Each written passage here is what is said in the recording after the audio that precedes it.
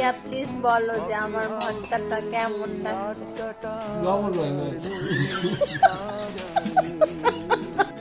আসসালামু আলাইকুম, আমি আজকে একটা নতুন রেসিপি নিয়ে আপনাদের সামনে আসছি।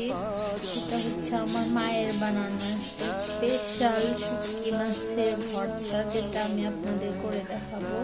তার জন্য এখানে আমি কিছু পেঁয়াজ কুচি করে নিয়েছি, এখানে আস্ত কিছু রসুন, শুকনা মরিচ আর কিছু কাঁচা মরিচ আছে এখানে। আর শুটকি মাছটা ধোয়ার জন্য এখানে অল্প একটু পানি গরম দিয়েছি। এটা হচ্ছে আমার সব থেকে প্রিয় মাছ, একটা পুঁটি মাছ। মাছটা এখন আমি ভালোভাবে ধুয়ে নিচ্ছি। একবার গরম পানি দিয়ে ধুয়েছি, আবার একটু ঠান্ডা পানি দিয়ে ধুয়ে নিই। ভর্তার জন্য সবকিছু রেডি হয়ে গেছে, এখন শুধু আমি ভেজে নিব।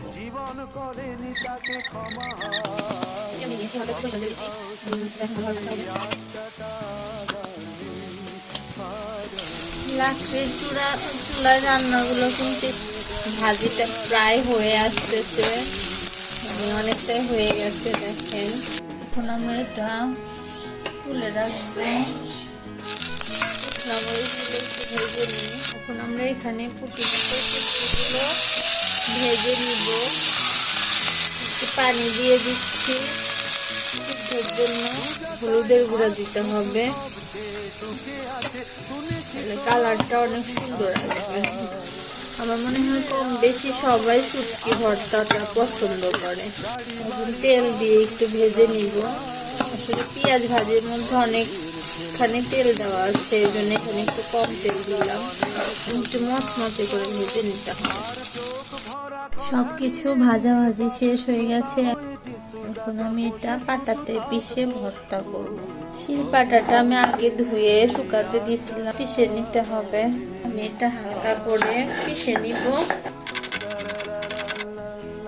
তুলে রাখবো প্লেটের এক সাইডে। পেঁয়াজগুলো হচ্ছে বেটে নিব,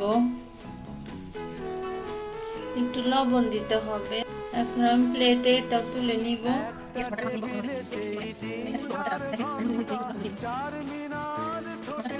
এক প্লেট ভাত আমি একাই খাইতে পারি। একটু টেস্ট করে দেখি যে ঝাল লবণ সব ঠিকঠাক আছে কিনা। এখন এটা সুন্দরভাবে একটু সার্ভ করি, তাহলে হচ্ছে অনেক ভালো লাগবে।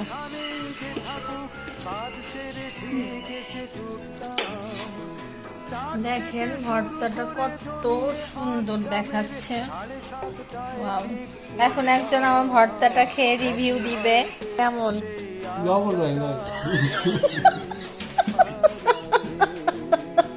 না, সত্যি করে বল আসলে কেমন হয়েছে, ভালোভাবে বল। এইভাবে বললে হয় নাকি? মানুষ তো ভাববে যে আমার ভর্তা ভালোই হয়। সবাই জানি ভালো বলে।